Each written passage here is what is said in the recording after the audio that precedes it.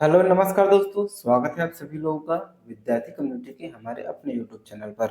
तो आज हम जो देखने वाले हैं प्राचीन भारत के इतिहास से संबंधित कुछ महत्वपूर्ण एमसीक्यू क्वेश्चन देखेंगे जो हमारे सीजीपीएससी, सीजीबीएम और अन्य जो सेंट्रल एग्जाम होते हैं, मतलब सभी एग्जाम के लिए ये जो हमारा एमसीक्यू सीरीज है वो बहुत ही इंपॉर्टेंट रहेगा। और ये जो होती है आपकी तैयारी में रामबाण साबित होगा, क्योंकि थ्योरी पढ़ने के साथ साथ जो है वो आप लोगों को एमसीक्यू क्वेश्चन लगाना बहुत ही इम्पोर्टेंट है। तो एमसीक्यू जो सीरीज है वो आप लोगों के लिए मैं लेकर आया हूँ। तो आप लोग जो है बिना स्किप किए हुए वीडियो को लास्ट तक जरूर देखिएगा। तो चलिए आज का सेशन हम जो है वो स्टार्ट करते हैं। तो आज का जो हमारा पहला क्वेश्चन है वो क्वेश्चन जो है वो है हमारा, सिंधु घाटी सभ्यता का प्रमुख नगर निम्न में से कौन सा था? मोहनजोदड़ो, पाटलिपुत्र, हस्तिनापुर या फिर काशी? तो इसका जो सही आंसर है मोहनजोदड़ो जो है वो सिंधु घाटी सभ्यता का सबसे जो है प्रमुख नगर, या इसे हम जो है राजधानी भी बोल सकते हैं, क्योंकि मोहनजोदड़ो पहला ही शहर था जिसकी जो है खोज हुई थी। सॉरी, दूसरा शहर था, क्योंकि मोहनजोदड़ो जो है ये जो है दूसरा शहर था। पहला जो शहर था वो हड़प्पा नामक शहर को सबसे पहले खोजा गया था, इसी कारण जो है इसे हड़प्पा सभ्यता भी कहा जाता है। और मेंस में यह क्वेश्चन रहता है कि हड़प्पा जो सिंधु घाटी सभ्यता है उसे हड़प्पा सभ्यता कहना कहाँ तक सही है, लिख लीजिए। ऐसे जो है आपको मेंस में क्वेश्चन देखने को मिल सकता है। तो हम जो है आप लोगों के लिए मेंस का भी कोर्स लॉन्च करेंगे, जो हमारे विद्यार्थी कम्युनिटी की जो सभी क्लासेस है वो आप फ्री ऑफ कॉस्ट होती है, किसी का कोई शुल्क नहीं देना पड़ता है। ठीक, चलिए आगे बढ़ते हैं, बढ़ते हैं हम अपने नेक्स्ट क्वेश्चन की ओर। अगला जो हमारा क्वेश्चन है, सिंधु घाटी सभ्यता के लोग किसके साथ व्यापार करते थे? मेसोपोटामिया, ग्रीस, रोम या फिर जो है मिस्र? तो इसका जो सही आंसर है वो मेसोपोटामिया। और सिंधु घाटी सभ्यता में आपके मेसोपोटामिया से जो है वो मेसोपोटामिया के जो साक्ष्य हैं, और यानी कि सिंधु घाटी सभ्यता से मेसोपोटामिया सभ्यता के जुड़ाव लिंक के जो साक्ष्य है वो आप लोगों को सिंधु घाटी सभ्यता में साक्षात रूप से देखने को मिल जाएगा। तो हम जो है इसको आंसर क्या लेंगे? मेसोपोटामिया। ग्रीस, रोम और मिस्र के साथ इनके संबंध उतने ठीक नहीं थे। ठीक, सिंधु घाटी सभ्यता के लोग मुख्य रूप से क्या भोजन करते थे? मांसाहारी, अनाज और फल, दूध और घी या फिर जो है शाकाहारी? तो अनाज और फल दोनों ये लोग जो है यूज करते थे, क्योंकि सिंधु घाटी सभ्यता तक आते आते मानव सभ्यता काफी काफी जो है सुदृढ़ अवस्था में आ चुकी थी। वो लोग जो है वो अनाज उगाते थे और फल की भी उपज काफी हद तक करते थे। ठीक, चलिए आगे बढ़ते हैं और अगला देखते हैं हम, सिंधु घाटी सभ्यता की प्रमुख जो विशेषता क्या थी? नदियों का निर्माण, बगीचे, सुव्यवस्थित जल निकासी या फिर जो है विशाल महल? तो देखिए, सभी ये जो सभी खासियत है वो सिंधु घाटी सभ्यता में विद्यमान थी, लेकिन सबसे निकृष्ट जो आपको ऑप्शन लेना है वो है सुव्यवस्थित जल निकास प्रणाली। उस समय की जो जल निकासी प्रणाली थी इतनी सुव्यवस्थित थी कि आज की जो ड्रेनेज सिस्टम है, जो गटर नाली बनाई जाती है उससे ज्यादा सुव्यवस्थित और एडवांस थी। ऐसा मेंस में क्वेश्चन भी आता है कि सिंधु घाटी सभ्यता जब इतनी एडवांस थी, अगर वो सभ्यता वर्तमान तक कंटिन्यू या जीवित रहती तो हमारा जो भारत है वो शायद तक अमेरिका और चीन और जापान से भी एडवांस रहता, लेकिन किसी कारणवश जो है सिंधु घाटी सभ्यता नष्ट हो गई। और इनके नष्ट होने के पीछे कई वैज्ञानिकों ने अपने अलग अलग तर्क दिए भी हैं। अगर हम सिंधु घाटी सभ्यता देख रहे हैं तो सबसे इम्पोर्टेंट हो जाता है हमारे सिंधु घाटी सभ्यता का काल। काल जो है कब से कब तक था, अलग अलग वैज्ञानिकों ने अलग अलग अपने तर्क दिए हैं। जैसे कि जॉन मार्शल ने बताया कि इनका कार्य जो अवधि रही होगी वो 3250 ईसा पूर्व से लेकर आपके 2750 ईसा पूर्व तक रही होगी। ये आपका कौन करते हैं? John Marshall. लेकिन एनसीईआरटी कहता है, एनसीईआरटी कहता है कि इनका कार्यकाल जो है वो 2300 ईसा पूर्व से लेकर 1700 ईसा पूर्व तक रहा होगा। लेकिन हमें सबसे जो प्रमाणिक आंसर लेना है वो रेडियो कार्बन डेटिंग के अनुसार। और रेडियो कार्बन डेटिंग के अनुसार जो सिंधु घाटी सभ्यता का जो अवधि थी वो निर्धारित अवधि थी वो थी आपकी 2350 ईसा पूर्व से लेकर 2350 ईसा पूर्व से लेकर ये थी आपकी कितनी 1750 ईसा पूर्व तक। ये कार्बन डेटिंग के अनुसार है और इसी को ही आंसर लेता है, चाहे सीजीपीएससी हो, चाहे व्यापम हो, चाहे कोई भी सेंट्रल एग्जाम आप दिला रहे हो, आंसर आपको यही लेना है और यही आपको देखने को मिलेगा। ठीक है, चलिए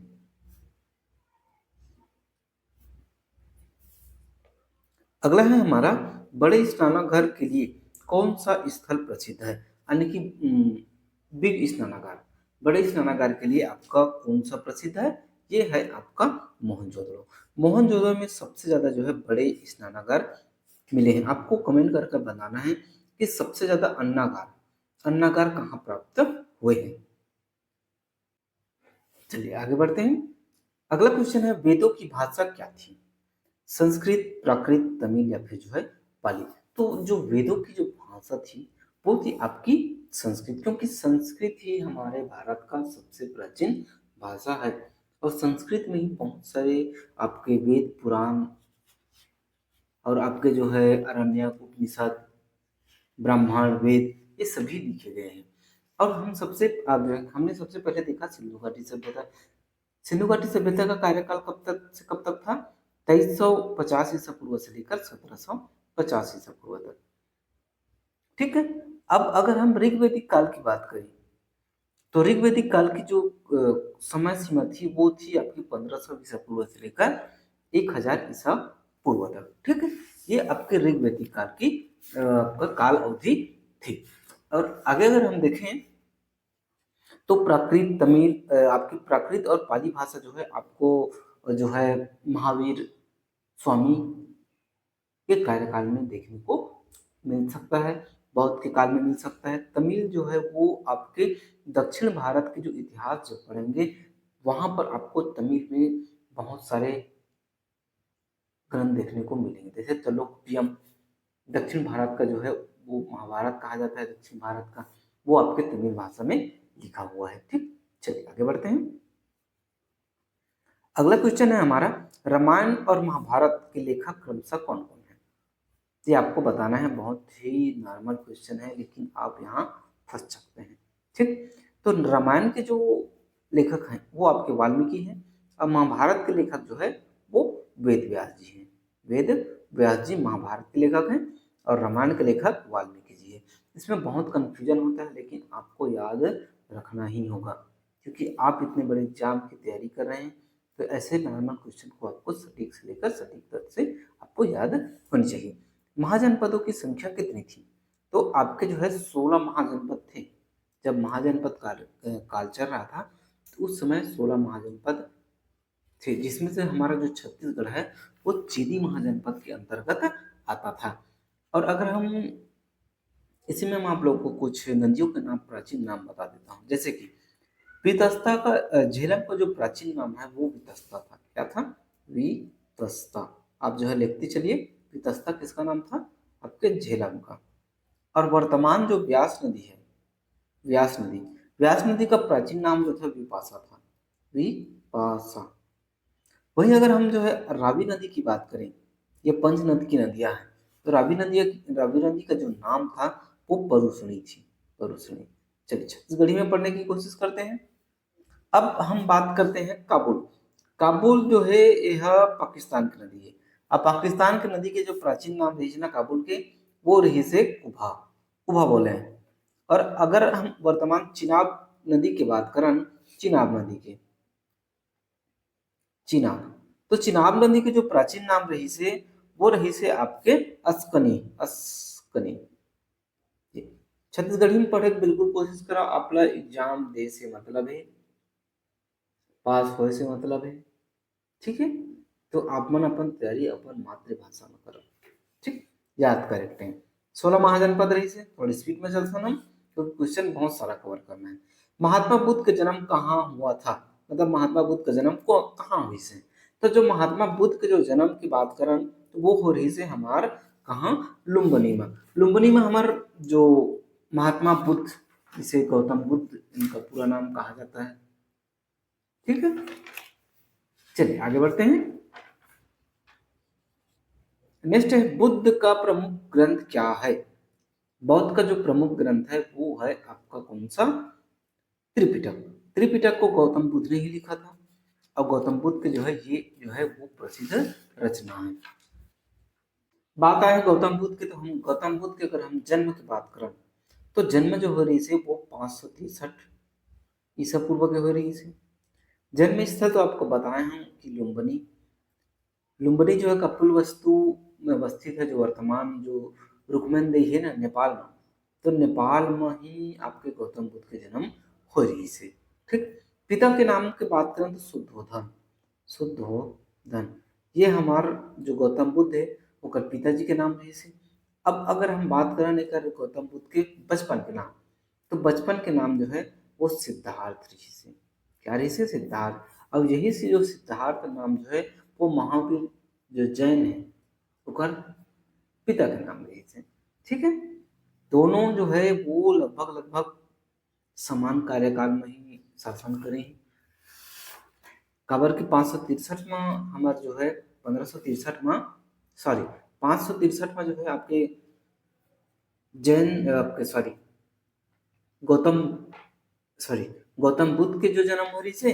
और 540 ईस्वी में जो है वो आपके ईसा पूर्व में महावीर जैन का जन्म हो रही से। महावीर महावीर जैन। ठीक है।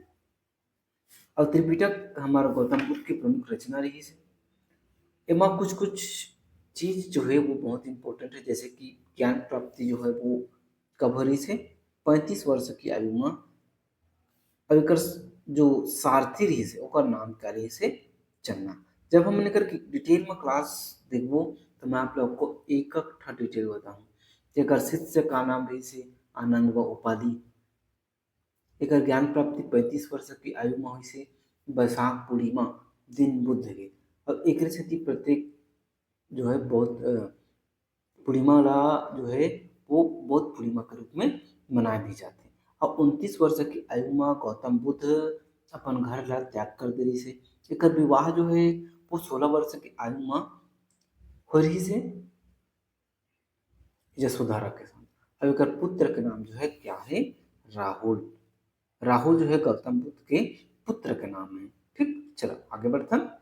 अब देखते हैं हम जो है पहला धर्मोपदेश बुद्ध ने कहाँ दिया। तो पहला जो धर्मोपदेश है वो सारनाथ में दिया था। सारनाथ में। कहाँ पास, सारनाथ में। ठीक। चलिए नेक्स्ट क्वेश्चन देखते हैं।